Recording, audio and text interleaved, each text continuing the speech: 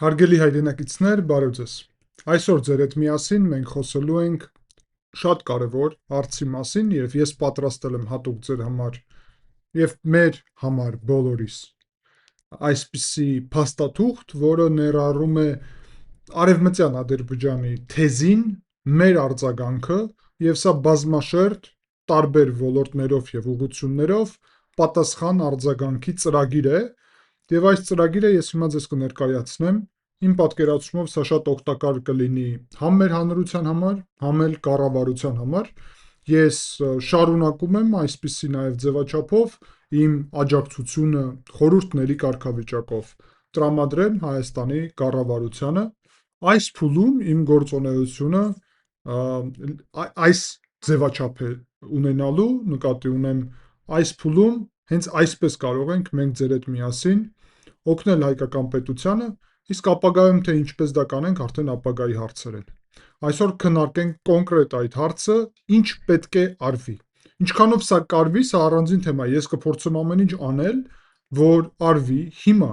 Չեմ կարծում, որ սա պետք է հետաձգել եւ թողնել ապագայի համար, բայց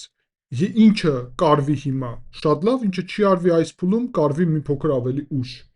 Դա չէ կենսականը, բայց ես համարում եմ, որ ժամանակ կորցնել չի կարելի, որովհետև նույն կոնկրետ Արևմտյան Ադրբեջանի թեզը վտանգավոր է։ Սա արձանագրված է Հայաստանի Հանրապետության արտաքին հետախուզության ծառայության 2026 թվականի զեկույցում, ինչպես գլխավոր խնդիր եւ սպառնալիք հայ-ադրբեջանական հարաբերությունների ուղղությամբ հակամարտությունը ավարտելու եւ առհասարակ Հայաստանի պետականության հանդեպ փաստացի թիվ 1 սպառնալիքն է այս պահի դրությամբ։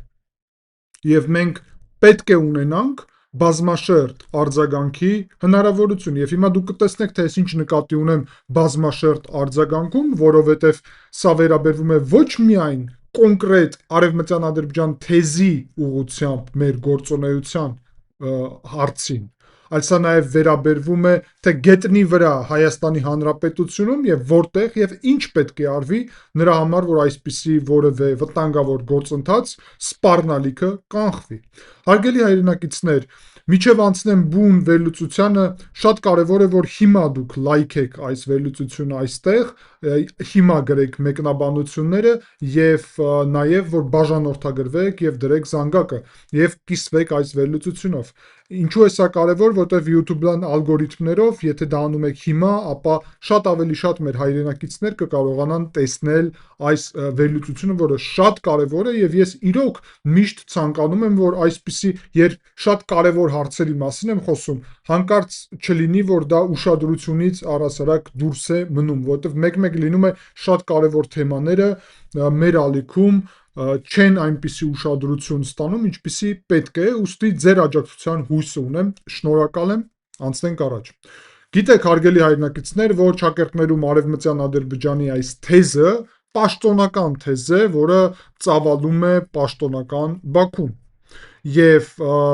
ինչպես արդեն ասացի, պաշտոնական Երևանը սա գնահատում է ինչպես վտանգավոր եւ ռևիզիոնիստական է կարելի ասել, այսինքն տարածքների, քաղաքականության եւ նույնիսկ սահմանների փոփոխության տրամաբանություն է ներառում եւ ամբողջ Հայաստանի Հանրապետության տարածքն է ներառում, մեկ-մեկ ցույց են տալի միայն Սյունիքի, Վայոց ձորի եւ Սևանա լճի հատվածները այդ ուղղությամբ, իսկ մեկ-մեկ ամբողջ Հայաստանի Հանրապետությունը։ Նախագահ Ալիևը արդեն բացահայտ ասել էր երկար ժամանակ առաջ, ոչ Վաշինգտոնի օգոստոսի 8-ի կարևորագույն փաստաթղթից հետո, միջև այդ, բայց ասել էր, որ Սևանը, որը ինքը ուրիշ անունով էր անվանել, չեմ ուզում կրկնեմ, եւ Սյունիքը նաեւ ասել էր, որ իրենց պատմական հողերն են եւ նաեւ այո, ասել էր, որ սա նախկինում իրենց հողերն է եղել։ Եվ դուք գիտեք այս թեզը, ես այսօր այդ թեզը ներկայացնելու մասին չի այս մեր խոսքը։ 2018-ին դեռ Ադրբեջանը հայտարարել էր, որ իրանց համար ադրբեջանցիքի վերադարձը ճակերտներում սա ազգային նպատակ է եւ որ այսօրվա Հայաստանը դա ճակերտներում ադրբեջանական տարածք է։ Եվ 2022 թվականին Բաքուն պաշտոնական սկսեց մեծ վերադարձ պետական ծրագիրը, որը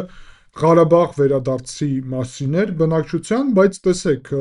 իրանք գիտեք, որ Ղարաբաղի տարածքում նաև ձևավորել են արևելյան Զանգեզուր շրջան,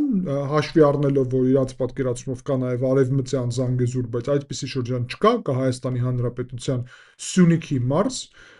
եւ հաշվի առնելով սա, ծրագիրը կարա ներառի նաև Հայաստան,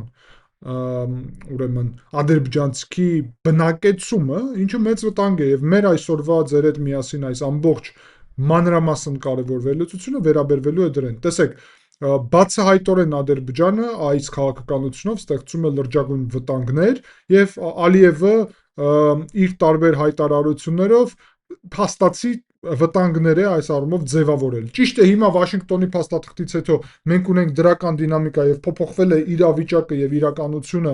այդ ուղղությամբ, հարգելի այրնակիցներ, բայց մենք հայերս իրավունք չունենք մտածել, որ եթե կա խաղաղություն, ապա խաղաղությունը կլինի ընդմիշտ։ Մեր պատմությունը մեզ դրա հնարավորություն չի տալիս։ Մեր պատմությունը հակառակն է ասում, որ երբ կա խաղաղություն, պետք է ամեն ինչ անել, որ մենք ամրապնդենք խաղաղությունը։ Իսկ խաղաղությունը ամրապնդելու ամենալավ ճանապարհն է հայկական պետության ամրապնդումը։ Պետք է ասել, որ Ալիևի այդ հայտարարությունը հարցի տակ է դնում հայկական պետության գոյության հարցը, եւ մենք որևէ դեպքում դա չպետք է թույլ տանք մեր համար հայկական պետության ինքնիշխանությունը, տարածքային ամբողջականությունը, ժողովրդագրական անվտանգությունը, ավելացնեմ նաև, սա պետական եւ ազգային անվտանգության կարևորագույն հարցեր են եւ այդտեղ մենք որևէ բան որևէ մեկին զիջելու չունենք։ Եվ հաշվի առնելով սա, արգելի այրնակիցներ, պետք է նաև հիմա հասկանանք ինչ է պետք անել այս ուղղությունով։ Եվ սկսենք առաջինը՝ միջազգային մակարդակից։ Իմ պատկերացումով միջազգային մակարդակով Հայաստանի արտաքին գործերի նախարարությունը, ՄԱԿ-ի մակարդակով, ԵԱՀԿ-ի մակարդակով, ԵԽԽՎ-ի եւ Եվրոպական խորհրդի առհասարակ մակարդակով այս կառույցների, ինչպես նաեւ Եվրոպական միության հետ աշխատանքի տրամաբանություն մեջ պետք է ստեղծի կոնկրետ մեխանիզմներ եւ գործի ճակերտներում արևմտյան Ադրբեջանի թեզի դեմ, ցուցադրելով, որ այս թեզը Հայաստանի Հանրապետության հանդեպ սպառնալիք է ներկայացնում։ Պետք է ընդգծվի այս բոլոր հարթակների միջոցով, որ սա պետական պրոպագանդա է, որը ծավալում է Ադրբեջանը պետական մակարդակով, եւ Հայաստանը պետք է ունենա փաստաթղթերով ապացույցներ, ինչպես է ձևավորվել, ֆինանսավորվում այս կառույցը եւ այս բոլոր քարոզչությունը եւ այլն, եւ այս ամեն ինչը ներկայացվի այս միջազգային կառույցներում։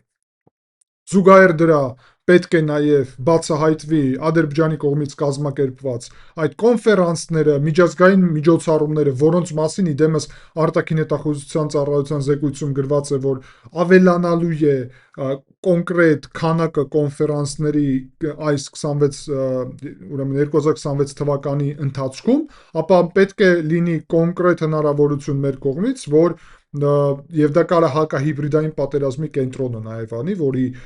հիմնման մասին ես առաջարկներ եմ անում, որը պետք է նաև ֆիքսի, թե ինչ գրքեր են, ինչ տարբեր ուրեմն տեղեկատվություններ են արտադրում, ով է արտադրում, ով է ներառված սրա մեջ, ինչպես է ներառված, ինչպես է ֆինանսավորվում եւ ինչպես են գնում մարդկանց փաստացի նրա համար, որ այս կեղծ թեզերը իրենք առաջ տանեն։ Բացի դրանից պետք է աշխատել տարբեր միջազգային գործընկերների հետ այն ուղղությունով, որ մենք ապացուցենք, որ արևմտյան Ադրբեջանի թեզը եւ ադրբեջանցի ճակերտներում վերադարձի թեզը դա Հայաստանի հանդեպ տարածքային պահանջներ են եւ մենք հասկանում ենք ինչքանով սա վտանգավոր թեզ է առհասարակ։ Հաշվի առնելով սա, նաև պետք է հասկանալ, որ մենք այս թեման պետք է միշտ, երբ Ադրբեջանը քայլանի, պատրաստ ունենանք, որ հակառակ քայլանենք։ Մենք առաջինը չենք սկսելու, բայց Ադրբեջանը քայլանելու ժամանակ պետք է գիտենա, որ դրան կլինի պատասխան։ Բացի դրանից, եթե Ադրբեջանը շարունակում է եւ փորձում է որևէ միջազգային հարթակով ստանալ փաստաթուղթ, այսինքն որոշում եւ տարբեր զեկույցներ եւ ուրիշ կարգավիճակներ այսպիսի փաստաթղթեր, որ այդ թեման օրակարգում մնա, ապա հայկական կողմը, հայկական դիվանագիտությունը նաև պետք է միջազգային փաստաթղթերում ամրապնդի եւ ապահովի Հայաստանի հանդեպ տարածքային ամբողջականությունը եւ որևէ ռևանշիստական մոտեցում Հայաստանի Հանրապետության հանդեպ, այդ թվում Հայաստանի ուրեմն ինքնիշխանությունը կամ տարածքային ամբողջականությունը հարցի տակ դնելը անընդունելի է։ Իսկ վերադարձների թեման մեզ կբերի շատ խորը իրավիճակին, որովհետև Ադրբեջանի տարածքից այդքան հայ է գաղթել այնպիսի իրավիճակներում, որ խոսել վերադարձների թեմայից չի կարող լինել օգտակար Ադրբեջանի համար եւ առհասարակ այս թեման, ինչպես վարչապետը առաջարկել է, պետք է երկկողմ փակ համարվի։ 2025 թվականի Վաշինգտոնի համաձայնությունները արդեն ներառում են այն, որ միջազգային պահանջներ տարածքային միմյանց հանդեպ չի լինելու։ Ուստի արևմտյան Ադրբեջան բառապաշարը օգտագործելը պարունակում է միանգամից օգոստոսի 8-ի փաստաթղթի խախտում եւ սա պետք է ամրապնդված լինի միջազգային ամբողջ առումով, հատկապես այդ ամբողջ խորհրդարանական հանձնաժողովներով, միջազգային կառույցներով եւ այլն։ Բացի դրանից, մենք պետք է ակտիվորեն աշխատենք մեր դաշնակիցների հետ։ Ֆրանսիան, Հունաստանը, Կիպրոսը եւ ուրիշ եվրոպական պետությունները կարող են լինել մեր կարևորագույն հնարավորությունը Եվրոպայում, ինչպես նաեւ Ամերիկայում ամերիկահայերը, այն ուղղությամբ, որ այս օրակարգը առաջ տարվի եւ պետք է ձևավորվի հստակ պատկերացում, որ չնայած խաղաղությանը, որը հաստատվել է, որը շատ լավ է, Ադրբեջանը դեռ պահում է հակահայկական այսպիսի վտանգավոր ծրագիր, ինչպիսին է Արևմտյան Ադրբեջանը եւ այս թեմայի շուրջ պետք է լինի նաեւ մեր փաստաթղթերով ապացուցված հարցեր եւ կոնֆերանսներ։ Ինչ նկատի ունեմ, հարգելի այրենակիցներ, այո, մենք գիտենք, որ ադրբեջանցիք տարբեր այս տարածաշրջանում ապրել են եւ ապրում են, բայց մեր մասնագետները կարող են փաստաթղթերով ապացուցել, երբ, որտեղից, ինչպես են եկել, ուր են գնացել, ինչ են արել, ոնց են եկել, ոնց է հայտնվել այստեղ բնակչությունը, ինչ իրավիճակում է հայտնվել եւ այլն եւ այլն։ Այդ ամենը փաստերով մենք պետք է հավաքված ունենանք եւ արևմտյան Ադրբեջանի ուղղությամբ պետք է Հայաստանը ունենա հստակ փաստաթղթային գրքեր այդ թվում, որով կլինի պատասխան։ Բացի դրանից պետք է ասել, որ ճիշտ է մենք հիմա հրաժարվել ենք ուրեմն այս փաստաթղթով, որ միմյանց երկկողմանի տարբերակով, որ միջազգային դատարանները չօգտագործենք միմյանց դեմ, բայց եթե Ադրբեջանը շարունակի այս թեզը, ապա միջազգային դատական համակարգները, որը այսպիսի կոնկրետ բառապաշար, երբ Ալիևը ասում է Հայաստանը մեր տարածքն է, դա միջազգային հանցագործություն է եւ մենք պետք է ֆիքսենք դա եւ դրա համար կա հստակ պատասխանատվություն, եթե որևէ այս ուղղությամբ նաեւ քայլեր լինեն։ Բացի դրանից մենք ակտիվորեն պետք է համագործակցենք ՅՈՒՆԵՍԿՕ-ի հետ, նրա համար որ պատմամշակութային առումով ֆիքսենք մեր այստեղ ժառանգությունը եւ չտանք հնարավորություն խեղաթյուրել նաեւ այդ ժառանգության հարցը, ինչպես նաեւ եթե Ադրբեջանը շատ այս թեման սկսի զարգացնել, ապա մենք պետք է տարածենք մեր ժառանգության հարցը նաեւ ոչ միայն Հայաստանի Հանրապետության սահմաններով, որովհետեւ վարչապետը, որ ասում է հայրենիքը պետությունն է, դա չի նշանակում, որ պատմական հայրենիք հասկացողությունը չկա։ Կա իհարկե, ուղղակի մենք մեր պետությունով է սահմանափակված մեր տրամաբանությունը, բայց դա չի նշանակում, որ մեր հուշարձանները, մեր պատմական ապրելու բնորանը Հայաստանի Հանրապետության այսօրվա տարածքներ են։ Դա իրոք այդպես չի նշանակում, որ եւ հերու չեմ գնա, ասի, որ իմ նախնիները Կարսից են, եւ Կարսը եղել է Հայաստանի Հանրապետության, առաջի հանրապետության տարածք։ Ուստի փաստ է, որ Հայաստանի Հանրապետության այսօրվա տարածքը ամբողջական չէ այն, ինչ մենք կոչում ենք Հայաստանի եւ համարել ենք նույնիսկ Հայաստանի Հանրապետություն առաջինը, այսինքն եւ հռչակել ենք նաեւ, այսինքն հերու չեմ գնա ավելի հին ժամանակահատված, որտեղ որ ուրիշ տարածքներ են եղել։ Ուստի մենք չենք կարող հրաժարվել այդ ժառանգությունից, դա չի նշանակում, որ մենք տարածքային պահանջ ունենք որևէ մեկի հանդեպ։ Այս ամեն ինչը պետք է արվի շատ կարևոր ձևով։ Բացի դրանից, հիմա անցնենք ուրիշ հատվածի, շատ կարևոր նաև սա անվտանգային եւ ուրեմն պաշտպանության հնարավորությունների զարգացումն են։ Իմ պատկերացումով պետք է հայկական պետությունը ներառի կոնկրետ մի քանի ուղղություն, որտեղ որ առաջնահերթ անվտանգային գոտիներ պետք է ձևավորվի եւ ավելի զարգանա եղած ենթակառուցվածքները։ Ամրոց է պետք դարձնել Սևանա լիճը, այո, հատկապես Սևանա լճի արևելյան ափը ամբողջությամբ պետք է դարձվի ամրոց, ինչպես նաև Սյունիքը երկու ուղղությունով, արևելյան եւ արևմտյան ուղղությունով Ադրբեջանի հետ սահմանին պետք է դարձնել փաստացի ամրոց, եւ նաև Տավուշի շրջանում, հատկապես բարձունքների ուղղությունով շատ մեծ կարևորություն կա։ Պետք է արձանագրեմ, որ շատ հարցերում աշխատանք այս ուղղությունով կա եւ մենք տեսնում ենք հենց կոնկրետ ամրոց կոչված ենթակառուցվածքը, որը կառուցվում է սահմանի վրա։ Ես ողջունում եմ դա եւ ասում եմ, որ այդ ուղղությունով շատ եւ շատ առաջ պետք է գնանք, որովհետեւ սա շատ կարեւոր է։ Եվ դրա օրինակը խոսքին այն իրավիճակն է, որը մենք ունենք խոսքի ներքին հանդում, որտեղ որ Ադրբեջանը խորացել է մեր տարածքում։ Այսինքն մենք պետք է կարողանանք ձևավորել այդպիսի խորը բազմաշերտ անվտանգային համակարգ մեր ամբողջ սահմանի վրա, նույնիսկ այն դեպքում եւ այդ դեպքում նաեւ, երբ մենք ունենանք սահմանազատում եւ սահմանագծում եւ սահմանապահ զորքեր լինեն, ամեն դեպքում մեր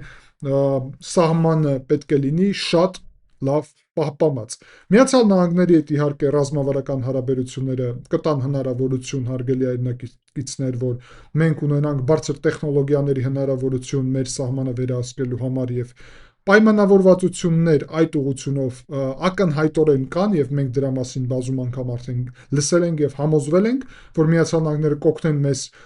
պատրաստել եւ զարգացնել եւ կառավարել Ադրբեջանի հետ ամբողջ այդ երկար սահմանը, բայց միևնույն ժամանակ պետք է բացահայտ նշել, որ մեր համար առաջնահերթություն պետք է լինի այդ ամերիկյան սարքերը, ուրեմն սենսորները եւ ԱԹՍ-ները ունենալ, գնել, ստանալ եւ սահմանի վրա վերահսկողություն ստեղծել, որը կտա հնարավորություն ժամանակին ֆիքսել որևէ ներխուժման փորձ, նկատի ունեմ նույնիսկ զորքի, այլ նույնիսկ մարդկանց, դա շատ կարեւոր է,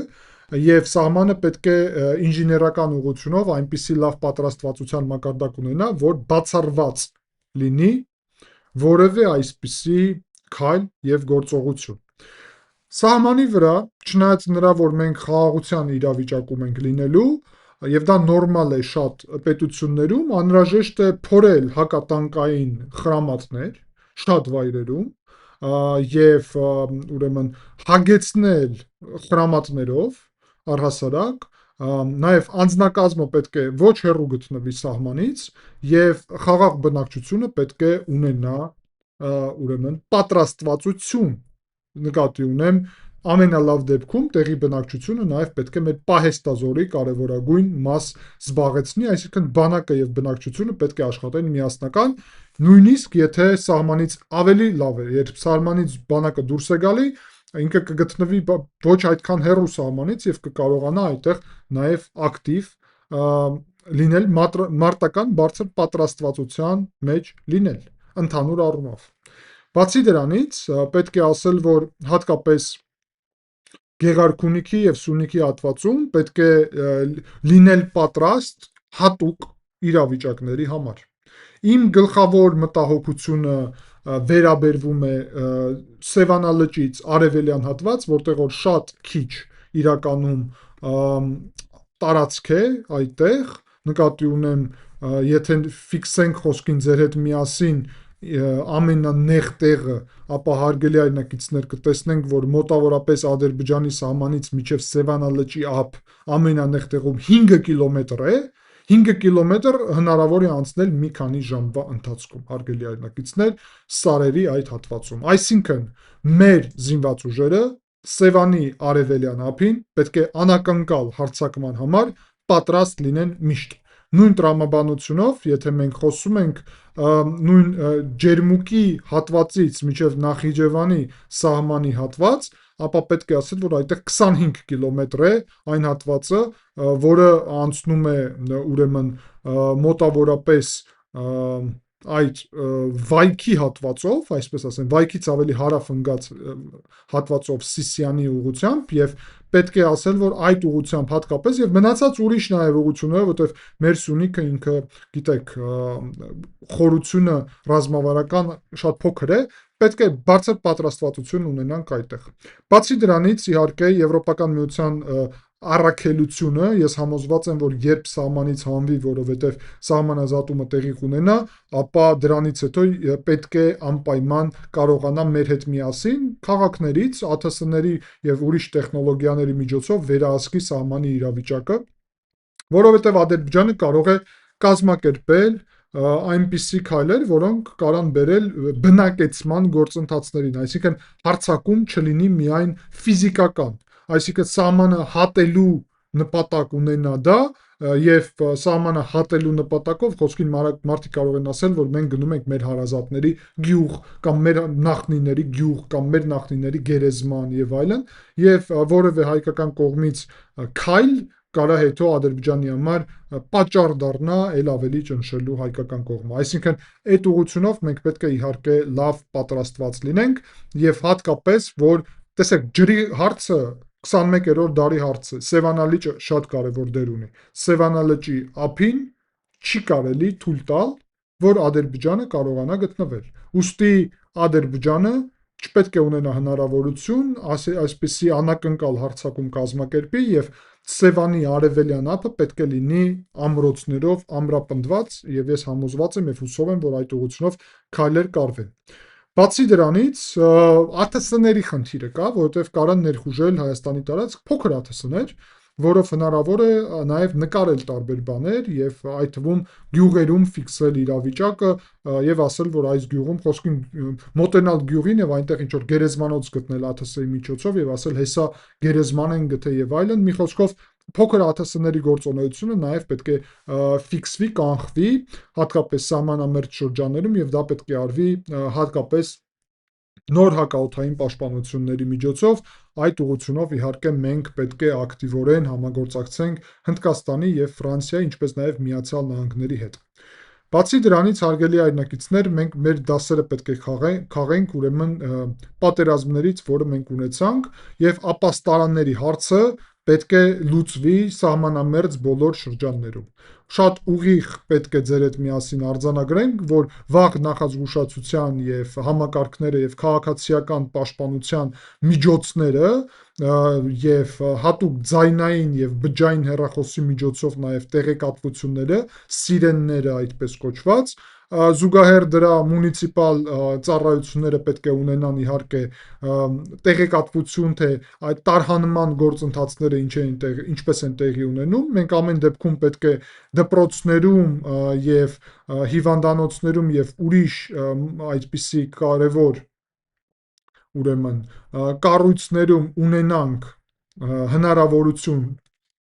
ուրեմն այդպիսի ապաստարաններ կառուցելու եւ ամեն դեպքում դա պետք է երկարաժամկետ ծրագիր լինի։ Այսինքն Հայաստանը ես համոզված եմ, որ պետք է բոլոր ենթակառուցվածքները, որը կառուցում է, ոչ միայն սահմանամերձ, այլ բոլոր ենթակառուցվածքները ամենտեղ կառուցի միայն ապաստարան ապահովելու թույլտվությունով եւ ապաստարանը պետք է լինի դրա կարևորագույն մաս։ Բացի դրանից, հարգելի հայրենակիցներ, պետք է խոսել իհարկե ենթակառուցվածքների զարգացման մասին։ Ճանապարհների զարգացումը դեպի գյուղեր, դա ուղղակի անվտանգության երաշխիքներ է, որոնք տալու են հնարավորություն նրան, որ մի քանի բնակավայրը մեր ունենա միանգամից մի քանի այսպիսի ուրեմն ճանապարհ դեպի գլխավոր մայրուղի եւ դա նաեւ ստեղծում է անվտանգության երաշխիքներ։ Այսօր որ Հայաստանում ճանապարհները լավ զարգացած են, ի շնորհիվ այսօրվա կառավարության, դա շատ ճիշտ քայլ է, բայց ել ավելի հատկապես սարերի եւ գյուղերի ուղղությունով ճանապարհները պետք է զարգանան եւ այդ ուղղությամբ պետք է ունենանք այդ թվում ներառի թունելային համակարգները, որը Սյունիքի ուղղությունով զարգացում են ակտիվորեն։ Բացի դրանից մենք իհարկե պետք է այս թեմայի շուրջ կարողանանք ձևավորենք ուրեմն այնպիսի հնարավորություններ, որոնք կբերի սահմանամերձ շրջանների երկարատև զարգացմանը, որովհետև վտանգը սահմանամերձ շրջանների դատարկումն է, որտեղ որ Ադրբեջանը կարող է փորձել այդտեղ նաև բնակեցնել իր քաղաքացիներին։ Այսինքն ընդհանուր առումով երկրի խորքում ավելի հեշտ է վերահսկել իրավիճակը, քան սահմանամերձ շրջաներում, դա միշտ հաշվի առեք։ Եվ պետք է ասել, որ ընդհանուր առումով մենք պետք է կարողանանք սահմանամերձ շրջանների համար հստակ նոր պետական ծրագիր ապահովել։ Այո, բոլոր այն մարդիկ, ով ապրում են սահմանամերձ շրջաններում, պետք է լինեն ապահոված պատշաճ, ուրեմն հատուկ հնարավորություններով։ Դա պետք է ներառի ինչպես անվտանգային իրանց համար հատուկ երաշխիքներ, այդ թվում կարա ներառի այն, որ սահմանամերձ շրջաններում մարդիկ ունենան հնարավորություն տանը ունենան զենք։ Այդ հարցը պետք է քննարկվի։ Ես չեմ միանգամից ասում այս կարգավիճակով հիմա, որ ես առաջարկում եմ միանգամից լուծում, ես առաջարկում եմ քննարկել այս հարցը, որ սահմանամերձ շրջաններում մարդիկ իրենց որ էլ ավելի ապահով զգան, կարան ունենալ իրավունք տանը ունենալ զենք։ Ինչպես նաև առհասարակ մենք կարող է հասնենք այն իրավիճակին, որ գոնե տանը, ես դեռ ավելին չեմ ասում, գոնե տան իրավիճակում մենք կարող ենք հասնել իրավիճակին, որ մարդիկ կարողանան ունենալ զենք եւ Հայաստանի քաղաքացիները եւ դա կարա լինի իհարկե, բայց դա պետք է ներառի կոնկրետ ստուգումներ, դա չպետք է լինի քաղաքական անձնավորություններ, մասնակցող քաղաքական գործընթացներում եւ այլն, սա զուտ խոսք է գնում անվտանգային բանակային համակարգի զինծառայողներ խոսքին, նախկինում ով եղել է պահեստազորի մաս, կոնկրետ պահեստազորի տրամաբանություն, ավելի ճիշտ որ ասեմ, եւ զուտ սահմանամերձ շրջանները եւ պահեստազորը այս տրամաբանությունով առնվազն այս փուլում ապագայում կխոսենք նաև այս հարցերի մասին, թե ինչպես է կարելի անել, բայց այս փուլում ակնհայտ է, թե մոտավորապես ինչ ուղղությունով են առաջարկում նաև այս կոնկրետ հարցը լուծելը։ Պետք է ունենանք հատուկ այնպիսի համակարգներ, որոնք կօգնեն մարդկանց, որ շարունակեն ապրել սահմանամերձ շրջաններում եւ կարողանա հատկապես երիտասարդությունը այնտեղ ապրել, զարգանալ, բնակվել, նկատի ունեմ նաև ունենալ տնտեսական գործողություններ, ակտիվություն, հատկապես հենց այդ սահմանամերձ քաղաքներում եւ գյուղում։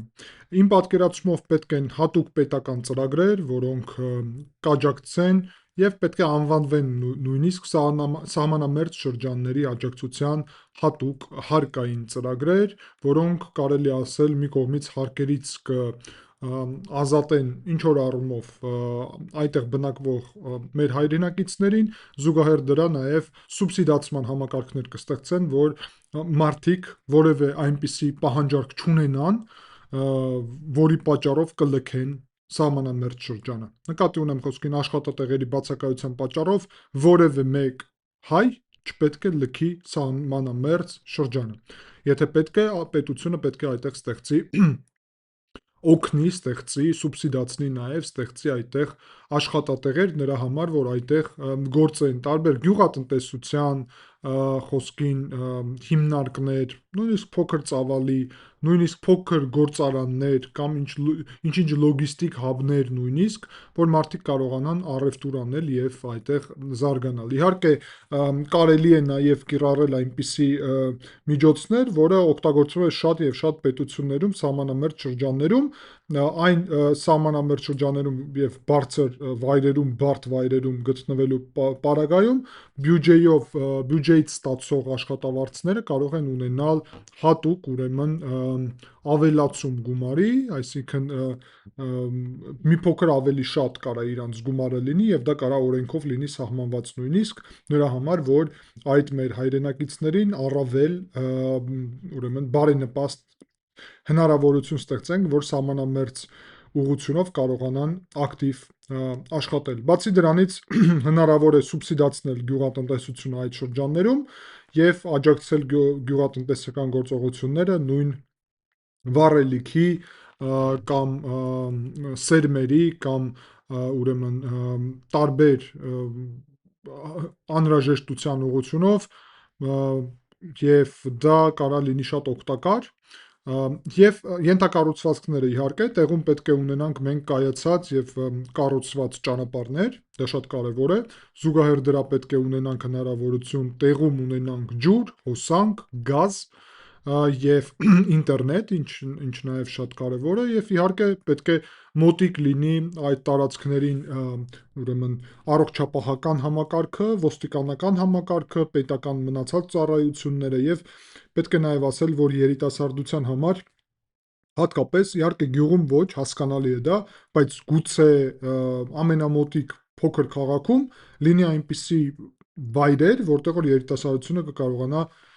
ուրեմն սոցիալական կյանքով լինի զբաղված, այսինքն հանդիպի ուրիշ մարդկանց, շփվի եւ այլն, դա կարա լինի թատրոն, դա կարա լինի ուրիշ ինչ-որ այդպիսի կենտրոն, որը կունենա մշակույթի նաև բաղադրիչ եւ ուսումնական բաղադրիչ, ինչը նաև շատ կարեւոր է։ Եվ պետք է ասել, որ այդ շրջաններում չնայած նրա, որ դպրոցներում կարող է խնդիրներ ունենանք եւ ուրեմն պատշաճ քանակի այդտեղ փոքր դպրոցների պատճառով չունենանք պատշաճ քաղաքի աշակերտներ, շատ կարևոր է, որ պետությունը կարողանա հոգ տանել այդ դպրոցների համար, չնայած նրա ինչ քանակի այդտեղ ուրեմն կլինեն հայրենակիցներ եւ ինչքան մարդ կկարողանա ուղարկել իրենց դպրոց, իրենց որդիներին դպրոց, երեխաներին։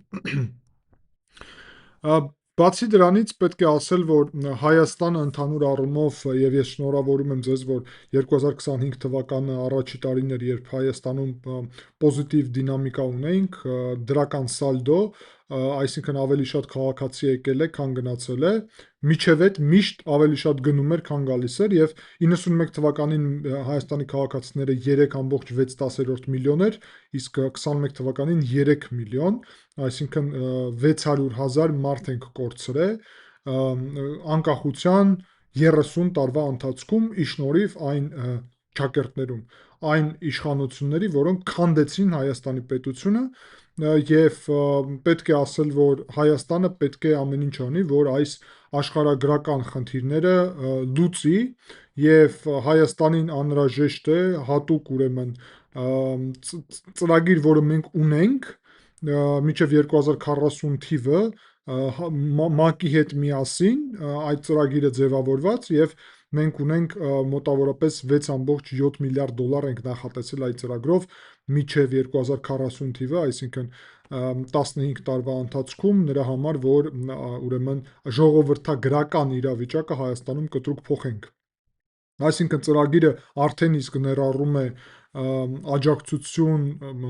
ընտանիքներին, որտեղ որ կան երեխաներ եւ դա շատ կարևոր ծրագրեր է, այստեղ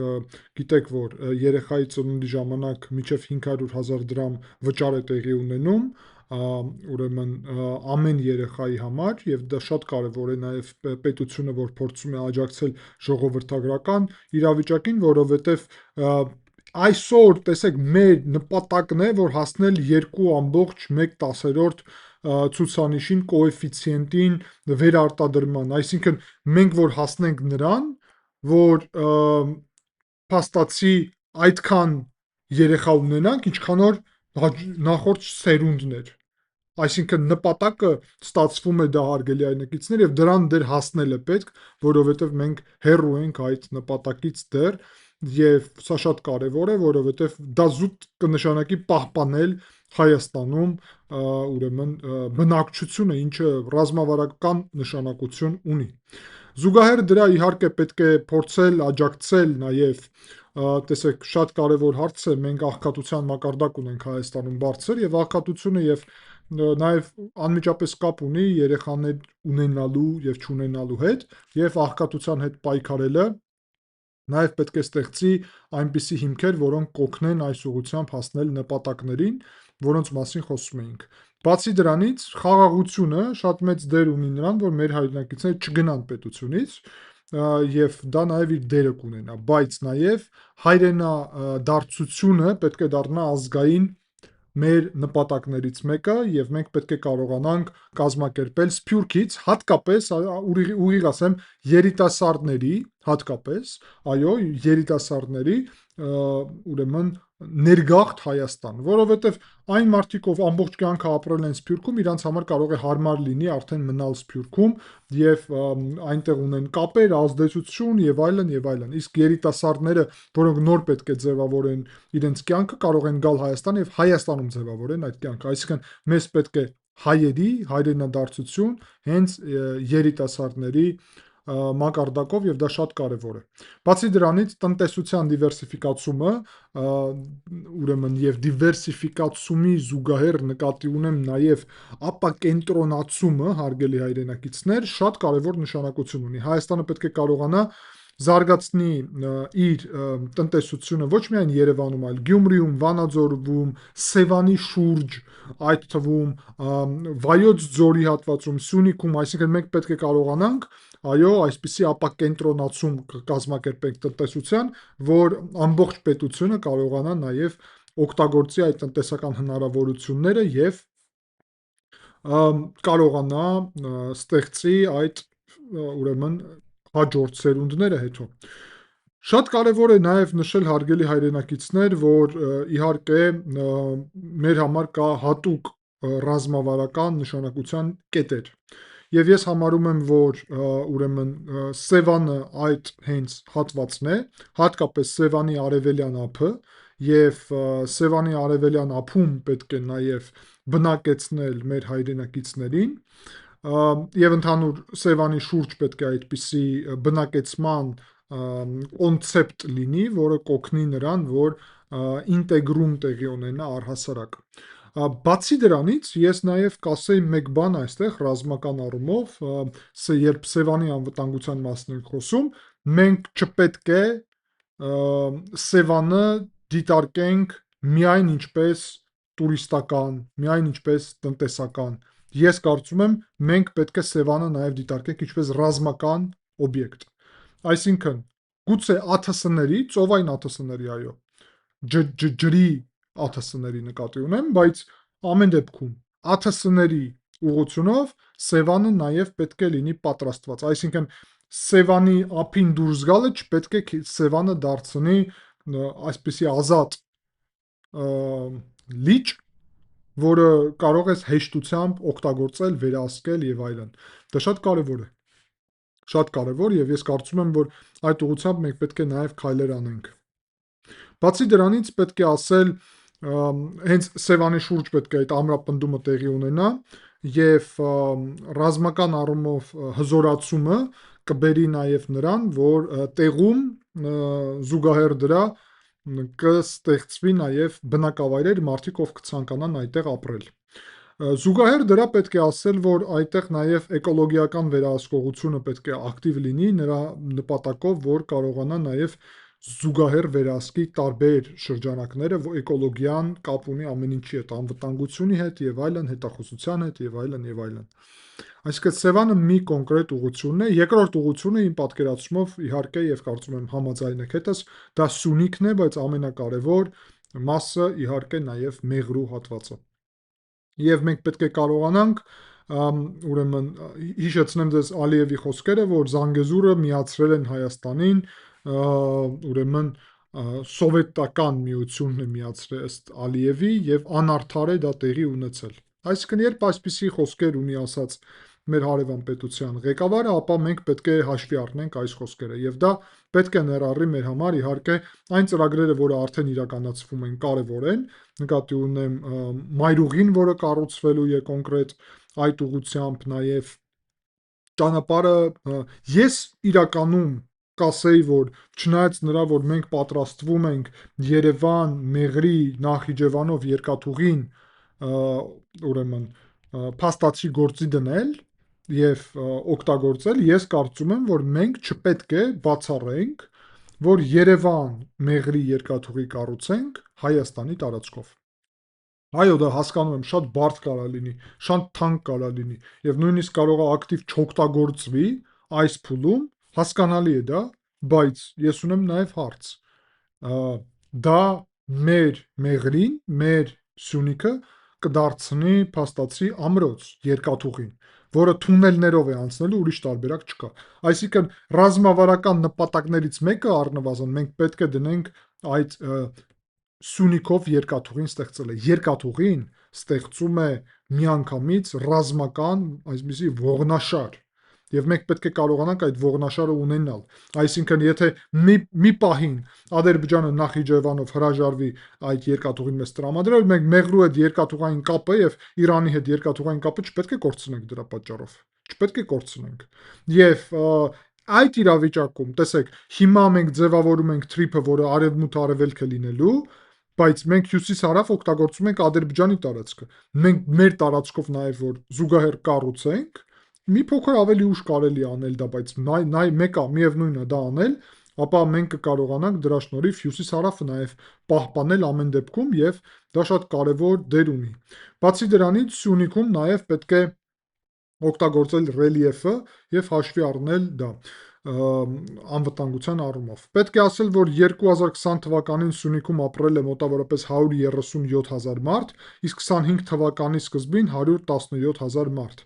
Այսինքն սա շատ լուրջ խնդիր է։ 2-3 տարում Սյունիքից մոտավորապես 15% բնակչության գնացել, հարգելի այրնակիցներ։ Սա մեծագույն խնդիր է եւ սա պետք է կանգ առնվի։ Եվ այս նպատակով մենք պետք է հատուկ ծրագրեր ունենանք հենց Սյունիքի համար, այդ թվում այն ծրագրերը, որոնք կան տների կառուցելու ուղղությամբ, աջակցությունը կառավարության, շատ կարևոր են, բայց դա պետք է լինի նաև էլ ավելի ինտեգրված։ Այդ թվում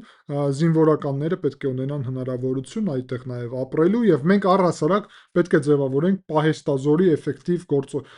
գործընթաց եւ դրա մասին առանձին կխոսենք, բայց պահեստազորը եւ տեղի բնակչությունը պետք է լինի ինտեգրված, մի բան պետք է լինի, նույն բանը պետք է լինի եւ դա շատ կարեւոր է։ Ճանապարհի մասին արդեն ասացի եւ դա նաեւ մեծ նշանակություն ունի եւ իհարկե պետք է